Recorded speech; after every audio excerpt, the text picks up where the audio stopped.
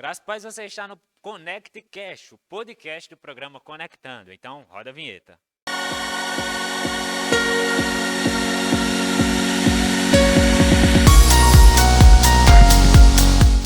No primeiro programa, no nosso primeiro podcast, nós estamos recebendo uma visita ilustre diretamente de Apodi, isso mesmo, a cidade da água mineral, que é o nosso querido pastor Arthur Batista, que é o vice-presidente da Igreja de Cristo na região oeste.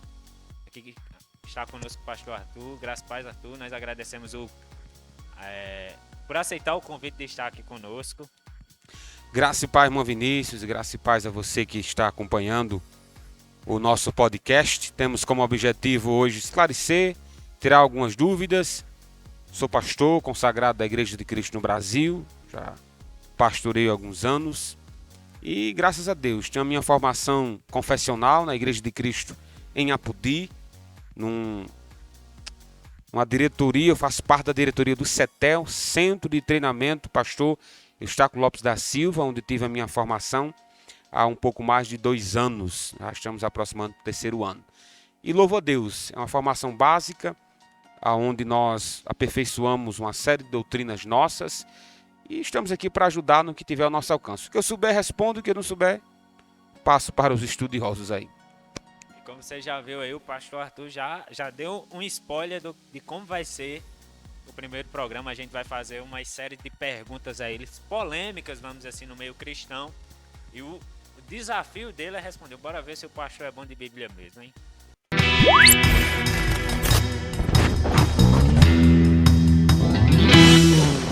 E nossa primeira pergunta, pode parecer um programa de perguntas e respostas, mas quando eu estava preparando as perguntas, e eu já estava debatendo inclusive com o Dedé, surgiu na minha cabeça uma questão assim que pode passar despercebido para algumas pessoas que veem e outras pessoas que não prestam atenção.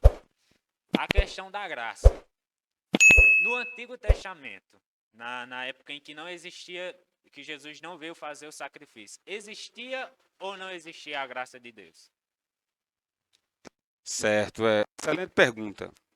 A abordagem que nós temos sobre a forma que a Bíblia se apresenta e as suas divisões e as revelações de Deus, nós nos apresentamos como dispensacionalista. Como o próprio nome já sugere, é que Deus se apresentou ao mundo por dispensações. E nós estamos na penúltima dela, conhecido como dispensação da graça. A primeira foi a inocência, onde não havia pecado, consciência após a queda. Aí depois nós vemos a dispensação do dilúvio, diluviana, né? Aí veio a lei, a graça, depois de Moisés, que veio a lei. Aí veio a graça e o último será o milênio. E, claro, estou tentando resumir aqui sobre essa visão. Os dispensacionalistas, não é porque existe o período da graça, que no Antigo Testamento ele não veio existir. A graça está presente em toda a Bíblia. O que nós devemos entender é que a graça ela se manifestou de maneira pessoal, corpórea, com a encarnação de Jesus. Mas ela está presente em toda a Bíblia. E eu quero começar do começo. A gente já vê a graça, vamos ver com clareza, em Gênesis capítulo 3. Lembrando que a palavra graça significa favor imerecido. Você que está em casa e puder pegar a sua Bíblia juntamente comigo. Gênesis capítulo 3 é onde acontece a queda do homem. Existe um diálogo entre a mulher e a serpente no Éden. E logo depois Deus aparece na história. Eu quero só ler alguns versículos para a gente já conseguir ver a graça de Deus. Versículo 11 de Gênesis capítulo 3. Perguntou-lhe Deus: quem te fez saber que estavas nu? Comestes da árvore que te ordenei que não comesses? Então disse o homem: a mulher que me destes por esposa, ela me deu a árvore e eu comi. Disse o Senhor Deus à mulher: que é isso que fizestes? Respondeu a mulher: a serpente me enganou e eu a comi. Então o Senhor disse à serpente: visto que isso fizestes, maldita és entre todos os animais domésticos e o és entre todos os animais selváticos. Rastejarás sobre o teu ventre e comerás pó todos os dias da tua vida. Onde é que está a graça aqui? A graça está no diálogo. Deus poderia ter encerrado a história humana ali. Ali Deus podia ter encerrado. Deus fez um pacto com Adão, dizendo que ele podia experimentar da presença de Deus, viver eternamente com Deus no Éden, e Deus colocou uma restrição. Todas as árvores que estavam no jardim comam, mas essa aqui não coma. Aí Adão e Eva vão lá e comem do fruto. Ali podia ter se encerrado a história humana, mas Deus não fez assim. Deus os puniu a todos os que participaram da queda, puniu ao homem como representante da humanidade, puniu a mulher por ter se deixado seduzido pela serpente e puniu a serpente por ser sagaz, astuta, mentirosa já no Éden. Ali em Gênesis 3 já vemos a graça de Deus. Tudo podia ter se encerrado ali. E por que a história prossegue? Porque Deus quis usar de sua misericórdia para com a raça humana. Deus quis usar da sua graça para com a raça humana. Isso em Gênesis. Então, se Gênesis já temos a graça de Deus, Adão não merecia perdão e teve. Eva não merecia perdão e teve. A raça humana não merecia perdão e teve. Imagine nos demais, No caso, demais histórias. Ela pode ser revelada quando também Deus diz, olha, eu amaldiçoo a terra, mas não amaldiçoo o homem. Nós entendemos que ali todos foram malditos, né? Inclusive o homem. A maldição do homem é diferente da terra. Por que houve uma maldição para o homem também? Porque o homem morreu, né? O homem morreu. O próprio Deus disse isso, ao pó voltarás. Ali já houve uma maldição, né? E tem mais, e é uma maldição que se aplica a todos. Quem explica bem isso é Paulo, em Romanos 5,12. Paulo vai dizer que a cabeça da humanidade, a federação humana, era Adão. E o pecado de Adão herdou a todos os homens. Quer dizer, havia algo sobre Adão em Gênesis 3 que passou a todos. Nós entendemos que ali houve uma maldição para o homem. Mas, sem dúvida, houve uma restauração para Adão, houve uma restauração para Eva, se assim eles quisessem.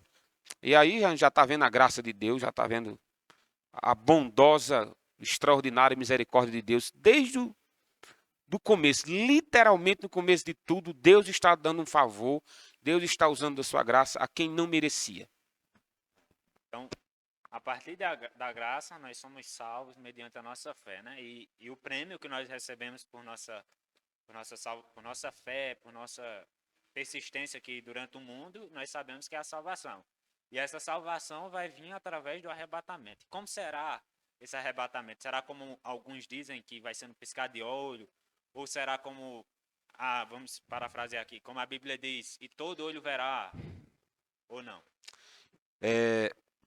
Adão não precisava de fé para ser salvo no Éden. Continuando a sua introdução, para depois chegar na segunda pergunta que você fez.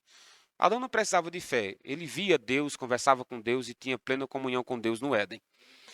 Nós entendemos que a fé passou a ser uma exigência porque Deus saiu de cena do Éden para frente, da queda. Não houve mais um relacionamento com Deus pessoal, como Adão tinha. Nós não sabemos como foi posterior, nós acreditamos que Deus falava e o homem ouvia. Já é graça ali, né? Já é graça. E houve uma promessa em Gênesis 3:15. A promessa foi, dizendo para a mulher, né? Durante a maldição houve uma bênção. Dá para ver a graça aí, né?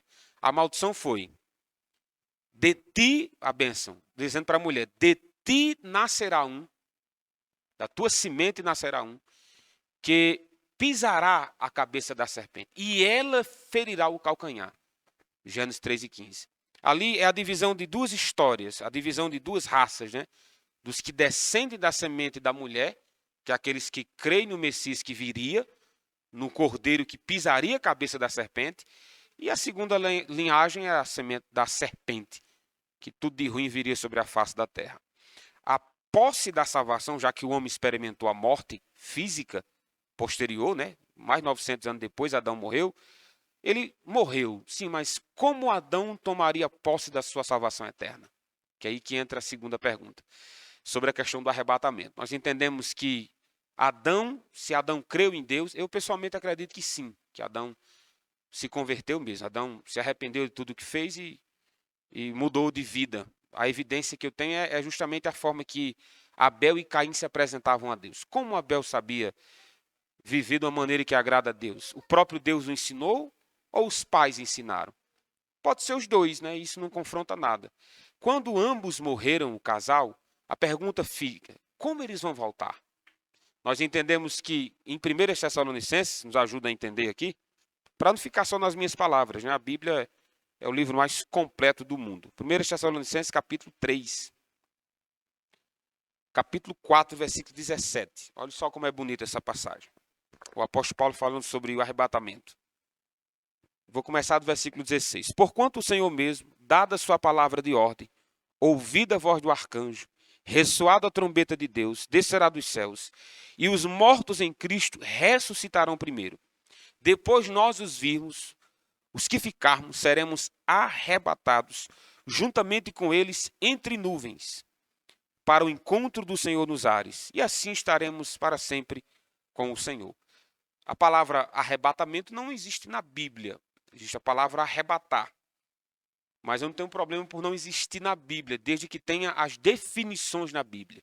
E a definição está clara. O que é arrebatar? É rapto, né? Não é tirado da terra com lentidão, é tirado com força sobre a face da terra. Então nós entendemos que o arrebatamento se dará da mesma forma.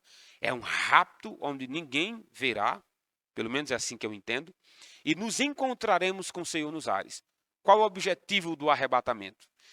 Eu entendo que o arrebatamento é uma forma de Deus livrar o seu povo do que está por vir sobre a terra. O arrebatamento tem essa finalidade. Nesse processo de arrebatar, Paulo vai explicar em 1 Coríntios 15 que os que estão mortos ressuscitam e sobem. Os que estão vivos não experimentaram a morte, serão arrebatados. Nesse processo acontecerá uma transformação do corpo. Paulo vai dizer que o que é corruptível se revestirá de incorruptibilidade. Corruptível é aquele que é perecível, aquele que se acaba. Esse corpo, por exemplo. Mas no arrebatamento, o corpo será outro.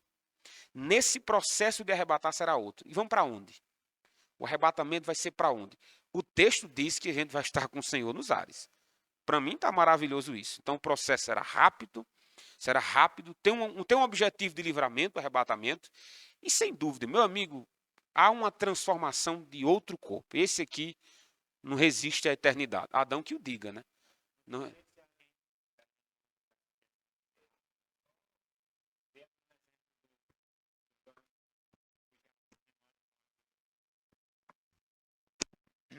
E só seguindo esse exemplo que o senhor falou, bem interessante a gente também notar que tem uma passagem na Bíblia, que agora eu não me lembro, recordo bem, que diz, ó, vai ter dois trabalhando e um vai sumir. Vai ter outro fazendo alguma coisa também vai sumir. O pai vai sumir e o filho vai ficar só. Ou o filho vai sumir, sim. Parafraseando, é claro, o versículo. Sim, entendi. Sem dúvida. Eu acredito que o maior exemplo de arrebatar nas Escrituras, um exemplo conhecido nosso mesmo, foi o Enoque, né? Enoque ele foi tomado por Deus de uma maneira que nós não sabemos. E se perguntar onde é que está Enoque, todos vão dizer de uma só voz, está com Deus, né? Ele foi arrebatado, ele foi tomado, a palavra que a Bíblia usa é transladado, né? Ele foi tirado dessa existência para outra. Assim nós entendemos que se dará o arrebatamento. Então, como nós vamos ser arrebatados, depois da graça de Cristo, nós somos salvos, e como nós somos salvos, nós vamos ser arrebatados e vamos morar no céu, como o texto diz. Porém, eu acho que surge uma dúvida que eu acho que é da maioria das pessoas que, inclusive, está assistindo a gente. É algo simples, que eu acho que possa ser simples, mas é uma dúvida tremenda. Quando nós estivermos no céu, eu irei reconhecer o meu próximo? Por exemplo, eu vou reconhecer o senhor, vou reconhecer Thalita, vou reconhecer meu pai, meu avô, meu tio, meu irmão, que se forem crentes, ou não, ou minha mente vai ser totalmente destruída, não vai servir para nada o que eu passei aqui nessa terra. As duas respostas clássicas é que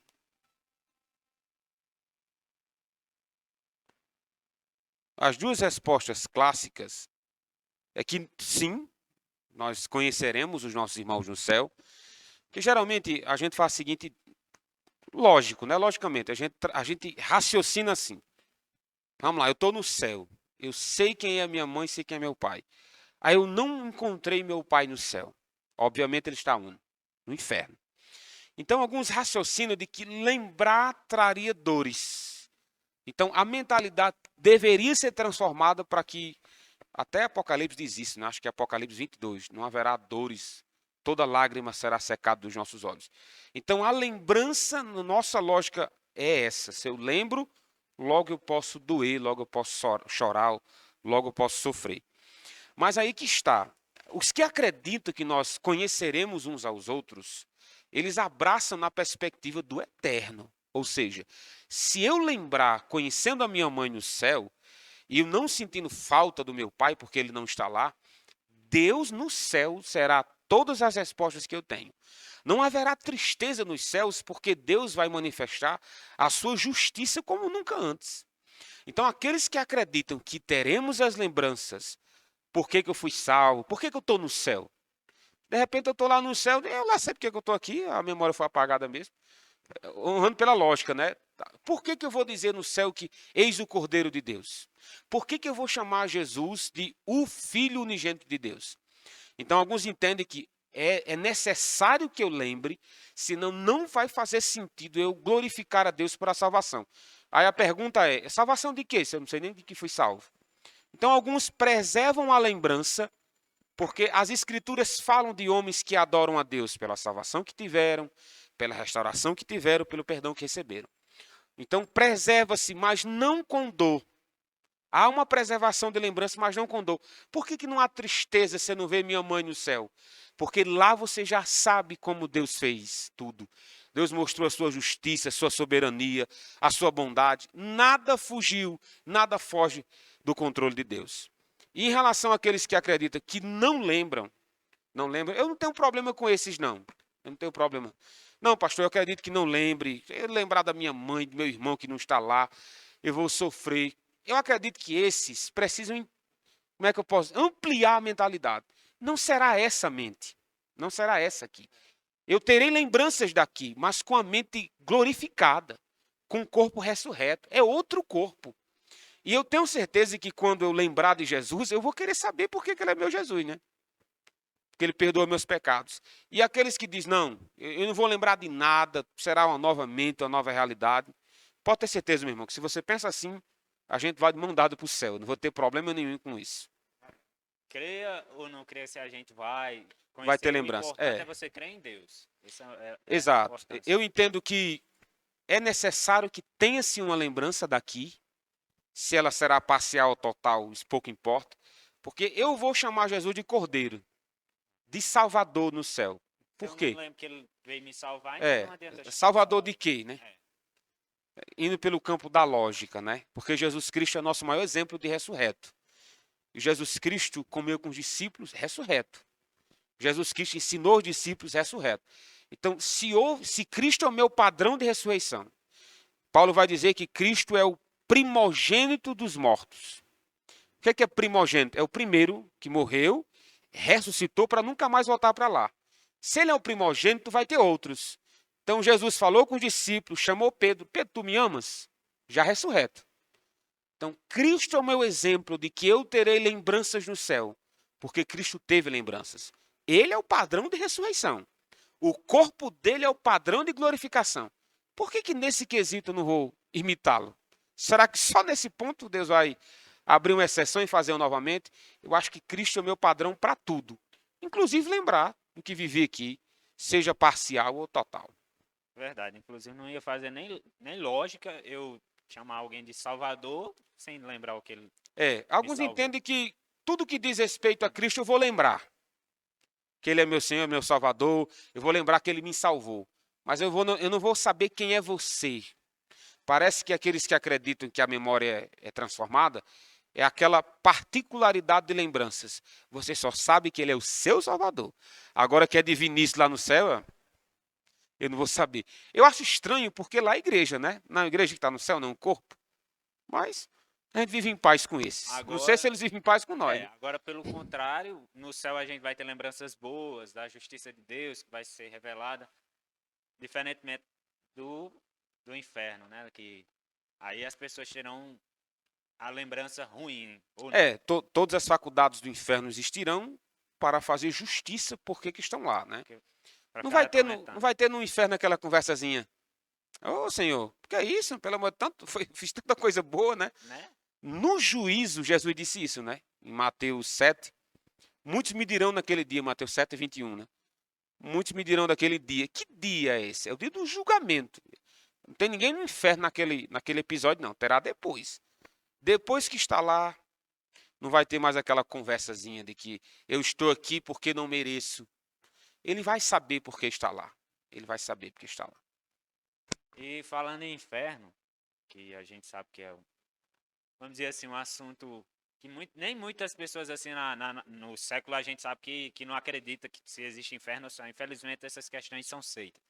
Mas aí surge outra dúvida que a gente gostaria de tirar com o Senhor sobre um dos discípulos de Jesus, que a Bíblia deixa claro, João deixa claro de dizer que ele estava possuído por demônios, que é Judas. Sim. Aí a pergunta é a seguinte: se Judas não tivesse cometido o suicídio, ele seria salvo por causa do Cordeiro, pelo sangue de Jesus e porque era necessário que ele traísse Jesus, ou se ele resolvesse antes disso, tipo, eu não quero mais trair Jesus, surgiria outra pessoa para trair Jesus e demoraria algum tempo, o ministério de Jesus ia demorar mais, ou tinha que acontecer de todo jeito, Judas tinha que ser o cara para trair Jesus mesmo.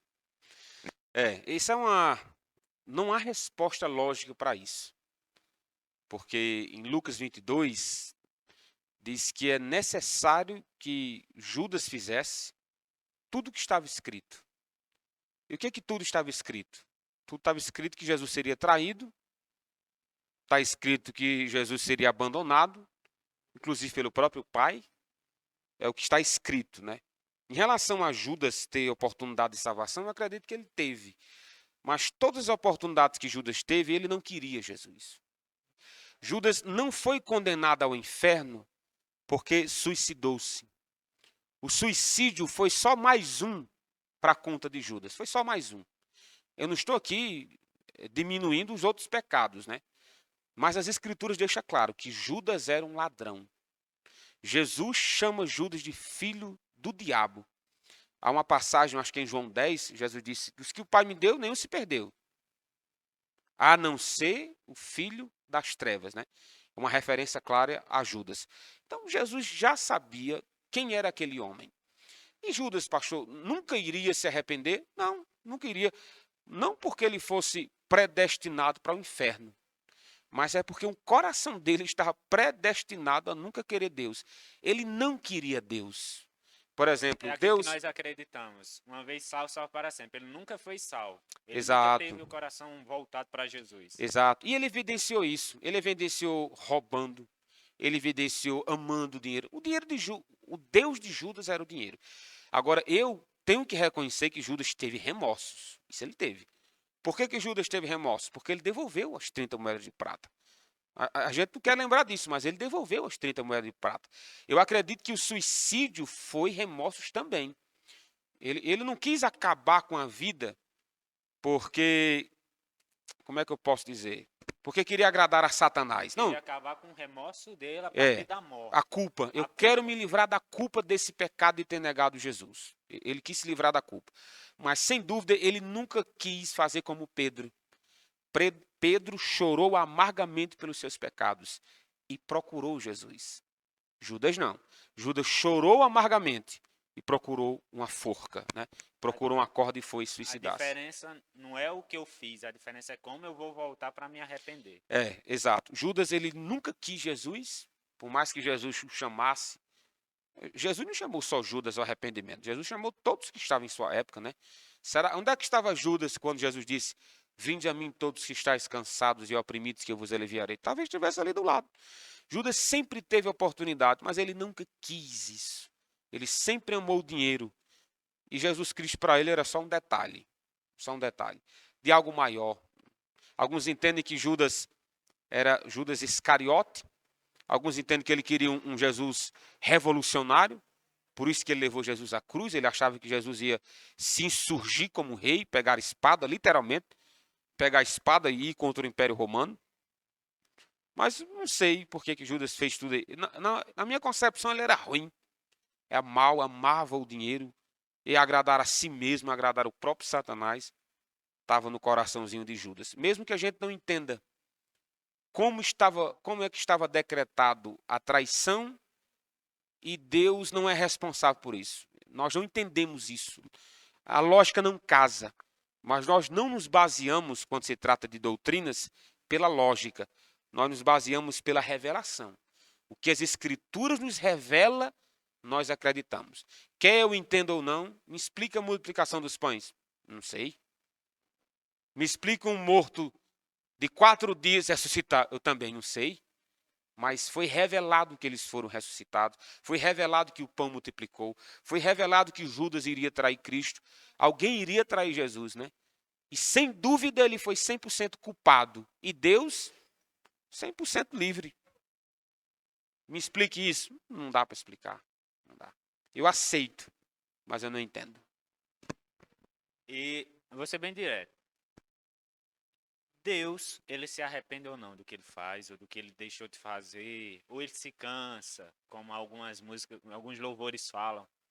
Porque lá em Gênesis 6 nós temos uma passagem que pode ser de base para dizer, Deus se arrependeu porque fez isso. Sim, eu acredito que, é lógico que não, mas Deus ele se apresentou à raça humana como santo, justo, eterno, bom. E é muito difícil, eu não acho nem difícil, eu acho impossível a nossa mente limitada acompanhar a grandeza de Deus. Então, para que a gente entenda o mínimo de Deus, o autor da Bíblia, ele usa linguagens humanas para explicar as decisões de Deus. Gênesis 6, por exemplo, Gênesis 6 e 6. Viu Deus que o coração do homem era mau, que todo o gênero humano era inclinado para a maldade. E arrependeu-se Deus de ter feito o homem. O arrependimento, sempre que aparece arrependimento na Bíblia, choro de Deus, tristeza de Deus, é uma linguagem humana para entendermos a Deus. Eu entendo que Deus não se arrepende, ele permanece com seu plano original.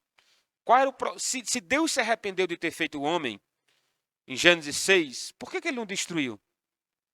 Né? Não era lógico? Eu estou arrependido de ter feito o homem. Destrua. Por que ele não destruiu? Ali não se encerrava a história? É a prova de que não era um arrependimento de Deus. Era uma mudança de curso. Deus diminuiu os homens maus sobre a terra e repovoou com Noé. Pelo menos é o que está muito claro. Isso Deus queria não. dizer que Noé também não era um homem mau, né? A Sim, diferença é que ele era um mau que sabia que tinha um Deus e tinha que obedecer a ordem desse Deus. Diferente dos outros que eram mau, sabia que existia um Deus, mas não queria ter um coração voltado para Deus. sim, exato. Eu acredito assim também. Deus não se arrepende. Mas sempre que a Bíblia usa essa linguagem de arrependimento, de sentar, de cansar, de ira, é para a gente entender um pouco. Porque assim, se as escrituras não se limitar um pouco à nossa compreensão humana, ninguém entenderia, né? Ninguém entenderia. Então, não é uma mudança de ideia, é o plano original permanecendo. É assim que Deus vê. Olha, eu vejo arrependimento quanto à criação do homem. É assim que Deus se apresenta. Mas eu não vou destruir os homens por completo. Mas como é que está escrito lá? Lá está escrito que Deus se arrependeu, né? Mas como é que Deus executou? Deus executou sem mostrar nenhum arrependimento. Os homens continuaram a existir. Noé que o diga, né? Então não houve um arrependimento em Gênesis 6. Houve uma mudança de planos. Ou então o plano original seguiu o seu curso, que era diminuir os homens maus sobre a terra e recomeçar com Noé. Nem que depois a ruindade voltasse, né? Mas Deus não se arrepende. Ele muda os seus planos para a gente melhor entender. É uma linguagem extremamente humana para entender o santo, eterno, justo Porque e o querendo ou não, soberano. na época que a Bíblia foi escrita, o pessoal, os povos de antigamente, da época, né? Eles não tinham entendimento, querendo ou não, do que a gente tem hoje. Era necessário que, vamos dizer assim, houvesse uma ilustração do que Deus estava falando para que o povo entendesse o que Deus estava falando. Inclusive, nos 7 dias da criação, que ele explica bem direitinho, como se fosse uma história, para que o povo entendesse. Pelo menos é o que eu entendo, que ele passou para Moisés uma coisa e Moisés tinha que repassar aquilo escrevendo para que o povo entendesse como foi a criação. É claro que houve uma coisa muito maior, mais complexa por trás daquela criação, que se Moisés fosse explicar ao povo, o povo ia ficar, que? Como assim? Entendi. Essa é a questão. Sim, sim, eu concordo. E não só em Gênesis 1, a gente vê isso nos milagres de Deus, nos diálogos de Deus. Como é que Deus vai conversar com Adão? Pecado, né? Assim que ele cometeu o pecado. Deus chega no Éden e diz: Adão, aonde está você? Né? Aí Jesus Cristo diante. Vamos continuar em Deus mesmo, né? Vamos continuar lá no Éden mesmo. Deus se apresenta e diz: Quem foi que disse a você que você estava nu? Será que Deus não sabia a resposta? Ele sabia, mas Deus ele conversa com os homens com a linguagem humana, para que eles entendam onde Deus quer chegar. Gênesis 6 é um exemplo disso. É uma linguagem humana sendo registrada para que a gente melhor entenda os planos de Deus. Se não entender, aceite-os como está escrito, né? E outra coisa que a gente vê, inclusive a partir do exemplo do dilúvio, é que Deus, quando ele queria resolver alguma coisa antigamente, ele fazia coisas extraordinárias. Ele abria mar vermelho, ele inundava a terra, ele mandava as pragas, ele fazia coluna de fogo, tanto para proteger do calor, como para proteger o povo hebreu dos egípcios. Fez nuvem em cima para refrescar o pessoal. E surge uma questão. Deus age da mesma forma, é claro que a gente sabe que Deus não muda. Lá em Malaquias ele vai dizer, Malaquias 6:3, ele diz, ó, eu, o Senhor, não mudo. Mas ele muda a forma como ele age, porque a gente sabe que hoje tem homens tementes, fortes, de oração mesmo. Não vou dizer igual Moisés, igual Noé, mas tem homens fortes que oram com muita fé, fé mesmo. Mas não, a gente não vê mar se abrindo, a gente não vê Deus matando 185 mil homens, nem esses tipos de milagres extraordinários. Ele muda a forma dele agir ou ele continua a mesma forma, no mesmo progresso? Olha, eu agi dessa forma no Antigo Testamento, eu vou agir dessa forma no Novo Testamento e no século XXI também, ou não? Na verdade, precisa entender o que é Deus não mudar. Deus não muda, né? Em Malaquias 3:6. Eu sou o Senhor e não mudo. Não mudo não quer dizer que Deus não nos apresente formas novas. Porque Deus apresentar formas novas é Ele dizendo, eu não mudo em apresentar formas novas. Por isso que Ele é imutável. O exemplo disso, Deus abriu o Mar Vermelho, mas quantos Mar Vermelho Ele abriu? Só um. O que não mudou ali foi o sobrenatural. Deus não muda em agir no sobrenatural. E também no natural também, Deus não muda. No caso, pode também ser, por exemplo, ele não muda a essência dele. Onipresença, onipotência, onisciência, ou, ou não tem nada a ver? Sim, também. É porque a imutabilidade de Deus é um atributo, assim como onisciência, onipotência e onipresença é. Deus não mudar, quer dizer, exemplo, Deus diz assim, lá em Deuteronômio 28, se vocês me buscarem de todo o vosso coração, se arrependerem dos seus caminhos, guardarem a minha lei, eu vou abençoar vocês com isso. É as bênçãos de Deuteronômio 28. Eu vou abençoar vocês. Se vocês me abandonarem, se vocês pecarem, se vocês transgredirem a minha lei, eu vou amaldiçoar vocês com isso, isso e isso. Alguém vai dizer assim, a gente pecou e Deus mudou. Não. Ele apresentou o plano completo. Se você seguir o caminho da obediência, tem essas bênçãos para vocês. Se vocês seguirem o caminho da desobediência, tem essas maldições para vocês. Houve uma mudança em ele? Não. Deus apresentou o plano completo e ele continua agindo do mesmo jeito. Deus não mudou quando Israel pecou e houve maldição. Ele permaneceu mesmo, dizendo que eu vou punir o que peca e eu vou abençoar o que é obediente. Então, a imutabilidade de Deus diz respeito a isso. Se há arrependimento, há perdão de Deus. Se há, como é que eu posso dizer, desobediência, há punição de Deus. Se ele quer agir de uma maneira sobrenatural em abrir o mar vermelho, ele abre. Nós esperamos que ele abra o mar vermelho hoje? Não. Por que nós não esperamos? Porque não há necessidade de Deus abrir o mar vermelho hoje. Maná cai do céu. Não há necessidade de Deus fazer maná cair do céu. Como é que o maná cai do céu hoje? É quando Deus usa a sua igreja para ajudar os necessitados, né? Nós somos o povo de Deus e conhecemos que alguém está com necessidade. Como é que Deus vai fazer nessa questão? Será que Deus vai fazer o que maná cai do céu? Não. Ele vai tocar na sua igreja, tocar nos indivíduos e ajudar aquele. Nós não esperamos milagres extraordinários como o Antigo Testamento, mas nós sabemos que Deus não mudou. Ele ainda é o mesmo e se revela da maneira que ele bem quer.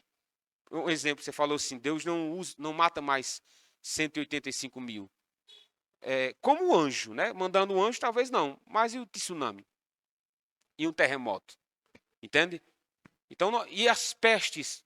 Não há mais as pragas do Egito. Mas quem foi que disse que somos Um exemplo, isentos de peste? a Covid-19 que matou Né? só no Brasil 500 mil de pessoas, né? Então, assim, pastor, você está dizendo que todas as pragas que existem sobre a face da terra é a mão de Deus punindo o nosso pecado? Eu não estou dizendo isso. Nossos pecados individuais. Eu estou dizendo que a presença de tudo de ruim que há no mundo é a maldição lá do Éden. Toda a terra será maldita por causa de ti. É aquela maldiçãozinha. Então, Deus continua agindo do jeito que sempre agiu. Eu não espero o mar se abrir. Mas se ele quiser mandar praga, ele manda, né? Do mesmo jeito de antigamente, ou até pior, né? Exato. Não como punição de pecados individuais, Mas sim como a consequência mas da como a maldição. maldição lá do Gênesis, né? Gênesis 3. Uma vez salvo, salvo para sempre, pastor Arthur? Eu acredito que sim, mas eu também acredito que se você não acreditar nisso, sua salvação permanece segura do mesmo jeito. Por exemplo, se tem alguém que acompanhando esse podcast, aí diz assim, esse negócio de uma vez É salvo, gravado, viu? É muito que é gravado. esse negócio de perder a salvação, de uma vez salvo para sempre salvo, eu não acredito nisso não. Meu irmão, se você crê em Jesus Cristo, pode ter certeza, se você crê de todo o seu coração, você nunca irá perdê-la. Mas eu quero usar aqui de honestidade com aqueles que acreditam que perdem. Os que acreditam que perdem, eles se aproximam da segurança da salvação com ressalvas. Por exemplo, você diz que é salvo. Aí o cara esteve na igreja, cantou, pregou, aí agora está aí num mundão de pernas para o ar, desviado. Aí você diz que o homem deve estar salvo. Ou então, eu fui salvo, agora eu vou viver do jeito que bem quero. Eu quero tranquilizar o coração desses irmãos que pensam que a certeza da salvação, uma vez salvo para sempre salvo, leva o crente a temer, leva o crente a pecar, leva o crente a transgredir. Se você tiver alguma Bíblia na sua casa, você abre aí comigo. Enquanto o pastor Arthur está abrindo a ler a Bíblia, lembre de deixar o seu like aí, se inscrever no canal para você receber lives nas quintas, nos domingos, vídeos na quarta, a série de ministrações sobre a carta de Tiago nos sábados e a partir das segundas-feiras também louvores que são entoados durante as lives e você não pode perder nada disso aí, porque sua vida vai ser abençoada. É a semana cheia de bênção para a sua vida. Então, meu irmão, se você está com medo de, pastor, se eu ter certeza da minha salvação, se eu acreditar que uma vez salvo para sempre salvo, será que eu não vou pecar? Será que eu não vou transgredir? Será que a minha certeza não vai produzir comodismo? Calma.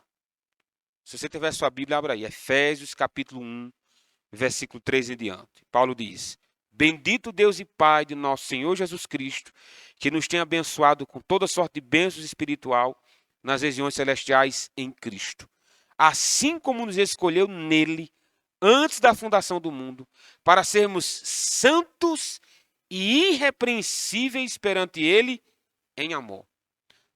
Paulo está dizendo que aqueles que foram chamados para a salvação, aqueles que foram chamados para seguir a Cristo, foram chamados para serem santos e irrepreensíveis. Então, se você vê alguém dizendo que é salvo e tem um viver profano, que é o contrário de santo, tem um viver repreensível, pecados visíveis de transgressão, de desobediência, eles não se apresentam como salvos. Eles não são salvos, porque a evidência da salvação é santidade. A evidência de alguém que teve o encontro verdadeiro com Cristo é a mudança de vida. Então, se você acha que a certeza de vida eterna produz pecado, você precisa conhecer mais as Escrituras. E a última passagem que eu leio, que para mim essa é a clássica e a mais maravilhosa, né? Dita pelo nosso Senhor Jesus, está aí em João 10 e 28. Se você puder abrir sua Bíblia, abra conosco. João 10 e 28 diz: Eu lhes dou a vida eterna, jamais perecerão. Eu as conheço e ninguém as arrebata da minha mão. Versículo 29. Aquilo que meu Pai me deu é maior do que tudo, e da mão do meu Pai ninguém pode arrebatar. Jesus está dizendo que quem nos segura como ovelhas na mão do Pai é o próprio Deus. E ele encerra dizendo: ninguém arrebata das minhas mãos. Então eu tenho certeza da minha salvação, Eu acredito uma vez salvo, para sempre salvo, porque quem nos salva é Deus e quem nos preserva é Deus. Deus não participa do início da salvação e do fim, quando nós somos glorificados. Deus participa do início nos chamando, do meio nos preservando e no fim nos glorificando. Deus não pula a etapa. Aquele que começou a boa obra é fiel para completá-la. Ele começou a sua salvação de verdade, então ele vai terminar. Então, pode dormir em paz que sua salvação é eterna. Se você acredita que perde, para mim você é meu irmão do mesmo jeito. Você está equivocado, mas é meu irmão do mesmo jeito. Você está equivocado, mas é nosso irmão. É aquela questão que a gente é bem clássica. O barulho não traz a presença, mas a presença traz o barulho. A salvação, eu não perco, mas minhas obras mostram que eu não perco ela. A partir das minhas obras eu mostro, eu sou salvo e salvo para sempre por conta das minhas obras, diferente de outras pessoas. Eu encerro essa questão das obras da seguinte maneira. Paulo vai dizer em Efésios 2, do 8 em diante, Paulo diz, pela graça sois salvos, mediante a fé, isto não vem de vós, é dom de Deus. Versículo 9. Não vem das obras para que ninguém se glorie. Versículo 10. Há obras que nós praticamos que Deus preparou de antemão para que andássemos nela. Quer dizer, as boas obras que praticamos é a evidência da salvação que temos. Se tem a sua Bíbliazinha, pode ler aí Efésios 2 e 10. Leia devagar, com calma, que você vê que como essa palavra aparece a palavra para boas obras. Paulo está dizendo que a consequência daqueles que crerem em Jesus é uma vida de boas obras. O que são boas obras? Tiago, ele mescla, né? Boas obras é ajudar o necessitado, boas obras é temer a Deus, Tiago vai dizer isso. Boas obras é guardar os mandamentos. Quer dizer, tudo de bom que eu faça é a evidência da salvação que tem. Não pode ser pagamento, porque o versículo 9 bota uma pedra nesse assunto, né? Não é das obras para que ninguém se glorie, mas é para boas obras. Se você foi salvo, a sua vida, sem dúvida, será mudada. Se não, meu filho, eu aconselho você a entregar a sua vida a Jesus agora. É só comentar aí embaixo que a gente ora por você. Outra coisa que é bastante perguntado, que eu posso... Uma das coisas mais perguntadas assim por outras pessoas, inclusive a missionária Gilmara já até postou um vídeo no canal do Senhor, é sobre o mal.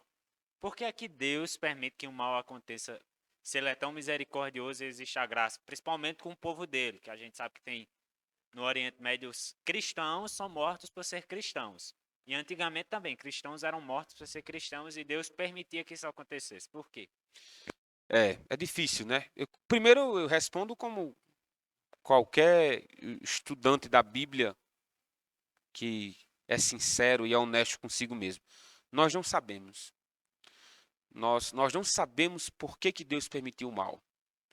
Dito isto, aí vem as ressalvas. A primeira ressalva que eu faço é: não existe o mal no sentido substância, no sentido ser. Eu não vou andar na rua e encontrar o mal e apertar a mão dele, como ser, como indivíduo. O Santo Agostinho dizia de que o mal é a ausência do bem. Ele usava a linguagem da sua época, né? Ele dizia: o que é o mal? Ele diz: veja uma cerca de arames. Uma cerca de arames. Vamos supor que essa cerca ela tem 7 arames. Mas em um determinado ponto ela tem um buraco. Por que eu sei que tem um buraco ali? Porque o início da cerca começa com 7 arames. Depois continua novamente. E aqui está uma ausência daqueles arames que começaram. Agostinho diz: assim é o mal. O mal é a ausência do bem. Então nós não sabemos por que Deus permitiu o mal, mas nós sabemos que Deus usa o mal. Lembrando que o mal aqui é o mal circunstancial. E o mal moral também Deus usa, quando ele assim o quer, né? Judas que o diga, né? Judas fez o mal moral, que foi a traição. Ali não foi um mal circunstancial, como chuva, ventos. Foi um mal moral. Deus usou o mal moral de Judas, o mal moral de Pilatos, como dizem em Atos 4, traído por Pôncio Pilatos, né? Julgado, condenado por Pôncio Pilatos. Mas ali estava a mão de Deus. O que me tranquiliza, talvez você que está acompanhando, está com a revolta no coração pelo mal, seja ele qual for. E você diz, mas meu Deus, por que você permitiu isso? A presença do mal, a presença da queda, a presença da desobediência, através dessa existência que nós temos, Deus apresentou outros atributos. Por exemplo, se não fosse a queda, nós não saberíamos o que é redenção. Se não fosse a queda, nós não saberíamos que Cristo poderia ser o nosso Salvador. Se não fosse a queda, nós nunca conheceríamos o que é misericórdia. Então, nos planos de Deus, Deus quis que o mal existisse. Nós só podemos dizer que o mal não vem de Deus, porque Deus é santo, justo e bom. Mas nós podemos dizer que o mal está sob o controle de Deus. Todo o sofrimento que há no mundo, toda a miséria que há no mundo, não está acima de Deus, está abaixo dele. Mas de uma maneira que nós não entendemos, Deus usa o mal. Foi o que o Tiago na sua carta ele fala, né? Que ó, vocês não digam que vocês estão sendo tentados porque Deus está mandando a tentação. Porque Deus, nada de mal vem de Deus, pelo contrário. Aquilo que é bom, agradável, é o que vem de Deus, é o que vocês devem reter. O que vem de mal é os seus pensamentos que já são maus e vocês se deixam levar por esse pensamento. Quem quiser ler, está na carta de Tiago, se não me engano, capítulo 1. Tá lá, tá explicando isso bem direitinho, ele fala. Sim, também. Isso é uma verdade, mas não é toda a verdade. Às vezes Deus manda o mal, por exemplo. Abacuque estava com uma crise de existência. Abacuque via injustiça, via fome, e ele via uma série de assaltos, via a maldade diante do povo. E ele perguntava a Deus, cadê o Senhor? Você não vai fazer nada diante dessa maldade, diante dessas injustiças, dessas imoralidades que há em nosso meio? Aí Abacuque, no capítulo 2, vai para o monte orar. Vai para uma torre, né? Orar. Senhor, me responda. Por que a gente está sofrendo desse jeito? Por que o mal está atuando desse jeito? Aí sabe qual é a resposta de Deus em Abacuque, capítulo 2? Deus diz assim, eu vou mandar os caldeus para punir Israel. Aí Abacuque tem mais crise, né? Como o Senhor é santo, nem o mal o Senhor pode contemplar. Aí o Senhor vai mandar um povo perverso para... Não, Senhor, está errado. O Senhor é santo, vai usar um povo ímpio para nos punir. E é um povo mais ímpio que nós, que somos seu povo, né? Aí Deus revela a grandeza de Abacuque, dizendo que ele irá usar os caldeus para punir os pecados de Israel. Mas Deus não vai inocentar os pecados dos caldeus. Deus também iria punir os pecados dos caldeus. E Abacuque, vendo todo o plano de Deus em usar o mal, que eram os caldeus, para punir a nação de Israel, como é que ele termina o seu livro? Ele termina dizendo o seguinte, eu vou ler para vocês, pega a sua bíbliazinha.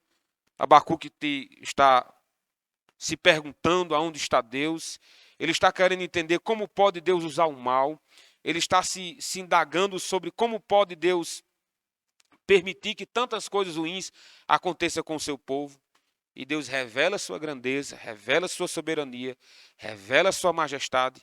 E Abacuque termina dizendo o seguinte, ainda que a figueira não floresça, Abacuque 3:17, ainda que a figueira não floresça, nem haja fruto na vide, o produto da oliveira minte, os campos não produzam mantimento, as ovelhas sejam arrebatadas do aprisco, nos currais não haja gado. Isso é a avalanche que os caldeus iam causar. Abacuque sabia que isso ia acontecer.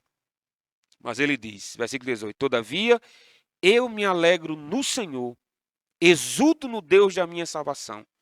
O seu Deus é a minha fortaleza e faz os meus pés como os da corça e me faz andar altaneiramente. Deus mudou a circunstância da maldade diante de Israel? Não. E o que acalmou o coração de Abacuque? Deus se revelou para Abacuque. Eu acredito que você, meu amigo, que sofre, você que contempla o mal sobre a terra, o que vai lhe tranquilizar, talvez você não vai entender, mas o que vai lhe tranquilizar é você estudar mais sobre Deus, sobre os feitos de Deus, sobre a história, sobre os atributos de Deus. Isso vai produzir em você tranquilidade. Senhor, o Senhor está governando tudo, o Senhor é soberano sobre todas as coisas e nada foge do seu controle. Eu não entendo como é que um Deus santo usa o mal ou permite o mal. Eu não entendo, mas eu me prostro diante dele, assim como o apóstolo Paulo, e digo, ó profundidade das riquezas, tanto da sabedoria como do conhecimento. Quem pode esquadrinhar os pensamentos de Deus? nós não sabemos. Mas, sem dúvida, ele é santo, justo e bom. Amém. Eu bem empolgado aqui, esqueci da pergunta. Outra coisa que a gente deve tentar compreender hoje é sobre a questão de que a presbiteriana, inclusive, ela não acredita como nós pentecostais acreditamos sobre o dom de línguas. Eles acreditam que as línguas são outras línguas terrenas desconhecidas. Já a gente acredita que realmente é uma língua celestial. Como é que funciona esse dom de línguas? É ou não é terreno ou é celestial? Eu acredito que é celestial porque vem de Deus e é terreno porque se manifesta entre os homens, né? É uma língua entre os homens. Eu tenho dificuldade de acreditar como eles, eu acredito que não é uma prerrogativa só dos presbiterianos, daqueles que são chamados cessacionistas, né, que os dons cessaram. Eles entendem que realmente é idioma, pela palavra que está lá, né, dialeto. Eu acho que essa palavra aparece lá em Atos 2, dialeto. E em 1 Coríntios 12 parece que aparece língua, não dialeto. Mas, independente das terminologias que surjam, lá está línguas, não é? Línguas, idioma. Eu entendo que é um idioma sobrenatural que Deus dá. Dito isto, não pode ser ensinado. Vem cá, Vinicinho, eu quero ensinar você o dom de língua. Não pode. Eu acredito que a categoria do dom de línguas está como qualquer outro. Dom de profecia. Eu posso ensinar alguém o dom de profecia? Não. Por que eu entendo que é um idioma, mas é um idioma espiritual? Não é um idioma como alguns entendem que era realmente um idioma. Porque era necessário um intérprete. Mas observe que intérprete na Bíblia é dom também. Se eu pudesse interpretar os dons, o dom de língua, pelo simples fato de ter um intérprete na igreja, por que eu não chamava um ímpio para ser intérprete? Era fácil. Qualquer um vamos supor que eu vou falar aqui em grego. Eu estou diante de um público, estou dando uma conjectura, né? Tá lá os irmãos na igreja de Corinto e todo mundo lá falava grego. Aí o irmão começava a falar hebraico. Não, a língua estranha é uma língua hebraica. O irmão está falando em hebraico, olha, é um idioma hebraico. Como é que a gente faz para os gregos entender o hebraico? Vamos chamar aqui outro que sabe grego que vai traduzir para eles. Não, não é assim que a Bíblia diz. A Bíblia diz que é preciso que tenham o dom de interpretar.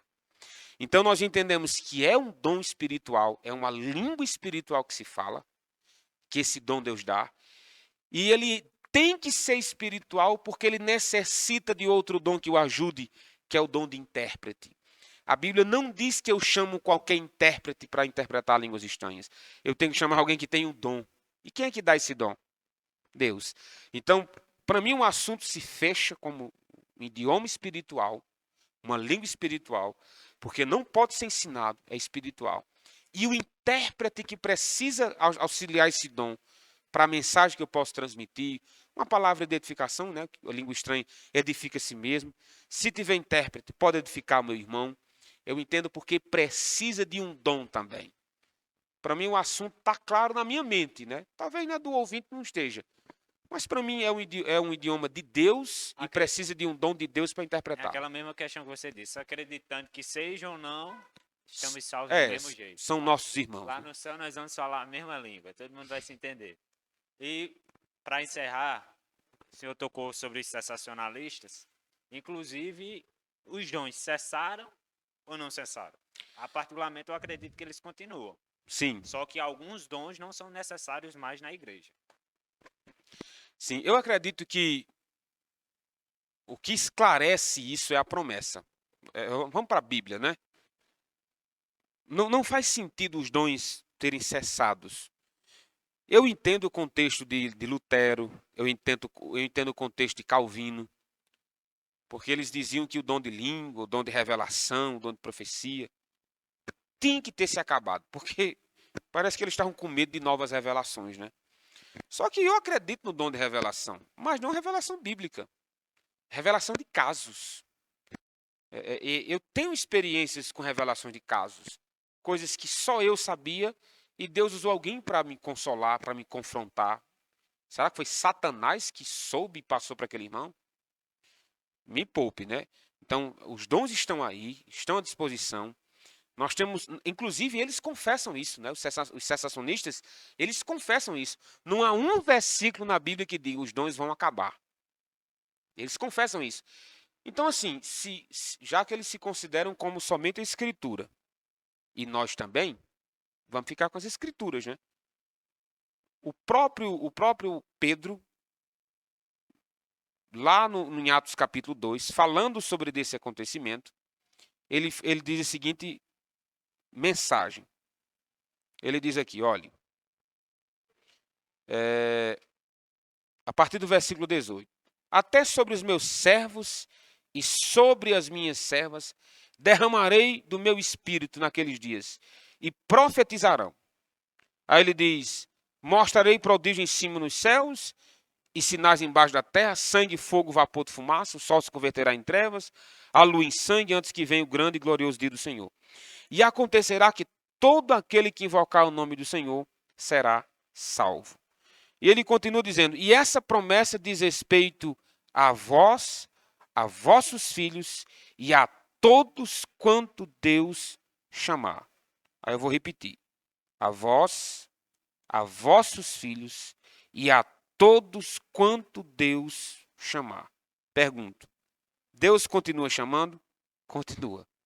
Que promessa é essa de Atos 2? Que promessa é essa? A promessa diz respeito ao derramado Espírito Santo. E o que o Espírito Santo faz quando atua na vida de alguém? Paulo diz, distribui dons. Distribui dons. Então, se a promessa diz respeito a todos quanto Deus chamar, e Deus continua chamando, o que ele fez com esses dons? Guardou? Escondeu? Faz mais sentido que ele continue entregando. Eu tinha muita dificuldade com um dom em especial. Era o dom de cura. Cadê o dom de cura, né? Eu ficava perguntando, mas meu Deus, todo mundo fala em língua na igreja, né? Facilmente você encontra alguém que fala em língua. Facilmente você encontra alguém que profetiza.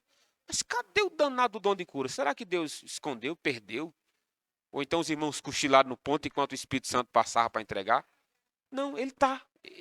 Eu vi irmãos com esse dom. Eu vi irmãos orarem por enfermos o milagre acontecer. E eu fiquei maravilhado com isso. Eu só fui. É como se Deus me dissesse assim: o dom está aí, rapaz. É você que não quer ver. O dom está aí. E eu conheço esses irmãos que têm dom, pastor que tem um dom de cura, ora e o milagre acontece. Eu gosto de falar o seguinte sobre esse dom específico, dom de cura. Dom de cura, ele também é subjugado pela vontade de Deus. Eu não falo em línguas quando eu quero. Eu falo quando o Espírito Santo me manda falar. Eu não profetizo quando eu quero. Eu profetizo quando Deus ordena que seja profetizado. E eu também não curo quando eu quero. Eu vi uma resposta dos cessacionistas, um argumento deles, dizendo que se o dom de cura existe, eu posso curar qualquer pessoa. Eu não sei de onde foi que esse homem tirou isso, né? Peraí, você está me dizendo que se eu tenho um dom de visão, eu vou ter visões sempre que eu quero? Meu filho, o dom é subjugado por Deus. Ele está em mim, está sob meu controle no sentido de que no dia que eu desobedecer a Deus, me afastar de Deus, o dom torna-se inoperante, né? É aquele que a gente entende que é a frieza espiritual, mas Deus é quem diz o tempo certo, da cura, da língua, da revelação e dos outros dons. Eles não cessaram, porque a promessa diz respeito a todos que Deus chama. Amém. Foi bem explanado. Quantas horas, Itim? 1 hora de discussões. Thalita chega, fez ufa ali. Ela vai dar um glória a Deus. Dê um glória a Deus aí, Thalita. Glória a Deus. A gente agradece a convite do pastor Arthur para vir com a gente aqui explanar mais isso. Outras ocasiões, com certeza ele vai vir também, se Deus quiser. Já estamos preparando o próximo. E eu espero que Deus tenha falado aos seus corações e tenha respondido através do pastor muitas questões que, inclusive, eu tinha muita dúvida sobre isso.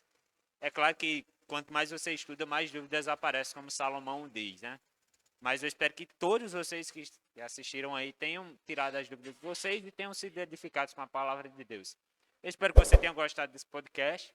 Se você gostou, lembre de deixar o seu like, se inscrever aí no canal. Tem um sininho do lado do botãozinho vermelho que você aperta nele e vai receber todas as notificações. Toda semana tem vídeo novo e lives toda semana também. Então eu espero que Deus tenha abençoado. Até a próxima. Graças e paz.